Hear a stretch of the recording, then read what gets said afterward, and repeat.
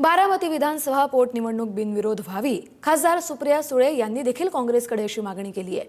पोटनिवडणूक बिनविरोध होणं अजितदादा यांना आदरांजली ठरेल असं देखील सुळे म्हणाल्यात। उमेदवारी अर्ज मागे घ्यावा अशी काँग्रेसला नम्र विनंती असल्याचंही सुप्रिया सुळे म्हणाल्यात। सुप्रिया सुळे यांनी नेमकी काय एक्सपोस्ट केली आपण ग्राफिकच्या माध्यमातून पाहूया। महाराष्ट्राचे उपमुख्यमंत्री अजितदादा पवार यांच्या अपघाती मृत्यूनंतर बारामती विधानसभा मतदारसंघाची पोटनिवडणूक लागली आहे। यापूर्वी अजितदादांनी काँग्रेससोबत खांद्याला खांदा लावून काम केलंय।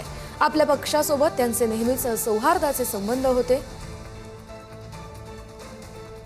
या पार्श्वभूमीवर बारामती विधानसभा पोटनिवडणूक बिनविरोध होणं ही अजितदादांना आदरांजली ठरेल। तरी माझी काँग्रेस पक्षाला नम्र विनंती आहे की कृपया आपण आपला उमेदवार मागे घेऊन ही निवडणूक बिनविरोध करावी। सुप्रिया सुळे खासदार यांनी केलेली ही एक्सपोस्ट। शिकूया AI ची क्रांती, चला करूया MSCIT।